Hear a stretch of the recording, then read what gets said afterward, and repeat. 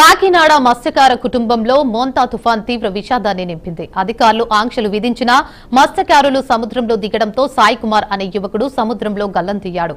NDRF బృందాలు rescue కొనసాగిస్తున్నాయి.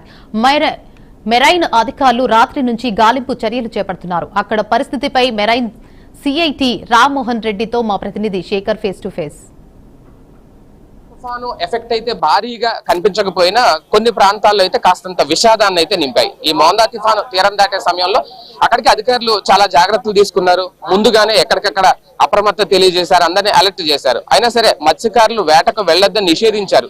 అలాగే hope island లో ఉన్న మత్స్యకారులందరినీ కూడా సురక్షిత ప్రాంతాలకు తరలించే ఏర్పాట్లు చేశారు. అయినా సరే ఒక చిన్న విషాదం అయితే చోటు చేసుకుంది. ఒక 20 ఏళ్ల గద్దెపల్లి సాయి కుమార్ అనే వ్యక్తి గల్లంతయ్యారు అనేది ఆయన ఏంటనేది ఇంకా ఆచూకైతే తెలియలేదు. ప్రస్తుతం ఎన్డీఆర్ఎఫ్ బృందాలు కానీ అలాగే మెరైన్ పోలీసులు కానీ స్థానిక పోలీసులు కానీ గాలింపు చర్యలు చేపట్టారు. అసలు ఏం జరుగుతుంది అతని ఆచూకీకి సంబంధించి మనతో మాట్లాడడానికి మెరైన్ సిఐ గారు ఉన్నారు. ఒకసారి ఆయన మాటలు తెలుసుకుందాం. సార్, అసలు ఏం జరిగింది? ఎప్పటి నుంచి మీరు ఈ సెర్చింగ్ మొదలు పెట్టారు? ఏమైనా తెలిసిందా ఇప్పటి వరకు? యాక్చువల్ గా నిన్న అంటే 28వ తారీఖు సాయంత్రం సుమారు 4 గంటల టైంలో ఇక్కడ బోట్లు కట్టుకున్నారు. కానీ గాలికి బోట్లు కొట్టుకోవడం వల్ల ఇవి డ్యామేజ్ అవుతాయని చెప్పేసి వాటిని కొట్టుకోకుండా గట్టిగా కట్టడం కోసం ఇక్కడికి రావడం జరిగింది. ఒక 7 రావడం జరిగింది. అయితే జాగ్రత్తగా కట్టుకుని ఒడ్డుకొచ్చేద్దాం అనేది, కానీ అందులో ఒక అతను పొరపాటున ఆ కదలికల్లో పడిపోయాడు కింద. ఆ పడిపోవడం వల్ల అతను ఇక ఆ సమయంలో అతను దొరకలేదు. తర్వాత ఈ ఎన్డీఆర్ఎఫ్ బృందాలు ఇవన్నీ వచ్చి సెర్చ్ చేస్తున్నాయి, కానీ దొరకలేదు. కానీ పొద్దుట ఏంటంటే లోపలికి వెళ్లకుండా ఉండడం కోసం వల అది వేశారు, దొరకలేదు. కానీ మేము ముందు నుంచి కూడా వీళ్ళని అలర్ట్ చేసుకుంటూ వచ్చాము. దానివల్ల చాలా మంది బోట్లు కట్టేసుకుని జాగ్రత్తలోనే ఉన్నారు. మాకు ఈ శ్రీకాకుళం నుంచి ఇటు నెల్లూరు వరకు 21 మెరైన్ పోలీస్ స్టేషన్స్ ఉన్నాయి.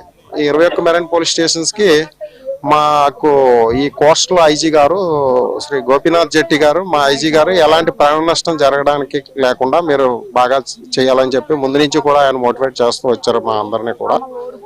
సార్ ఇన్స్ట్రక్షన్స్ ప్రకారం మేము ఈ పునరావాస కేంద్రాలకు కూడా అందరూ వెళ్ళేలాగా వెళ్ళి అక్కడ మాట్లాడి తరలించడం జరిగింది.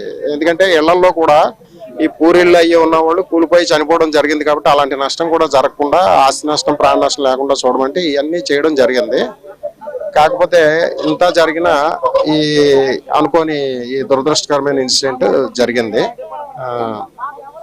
అయితే ఫ్యూచర్ లో ఇలాంటి ఇన్సిడెంట్స్ జరగకుండా ఉండడం కోసం ఇప్పుడు మన ఎమ్మెల్సీ గారు వచ్చారు. ఎమ్మెల్సీ గారు హస్బెండ్ వచ్చారు. ఎమ్మెల్సీ గారు హస్బెండ్ ఆయన ఇంజనీర్.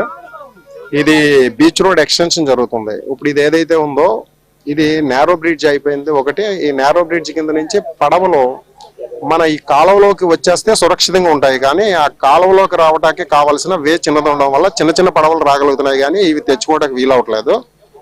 రేపు ఫ్యూచర్ లో దీని ఎక్స్టెన్షన్ లో ఏమవుతుందంటే విశాలంగా పెట్టి ప్రతి ఒక్క బోటు లోపలికి వచ్చేలాగా, ఈ కాలువ చాలా పెద్ద కాలువ కాబట్టి ప్రతిదీ ఇక్కడ కట్టుకోవచ్చు. వీళ్ళు జగన్నాథపురం వంతెన దగ్గర వరకు వెళ్లాల్సి వస్తుందని చెప్పేసి కొంతమంది ఇక్కడే ఏదో రకంగా మనం పడవలు కాపాడుకుందాం అనుకుంటున్నారు.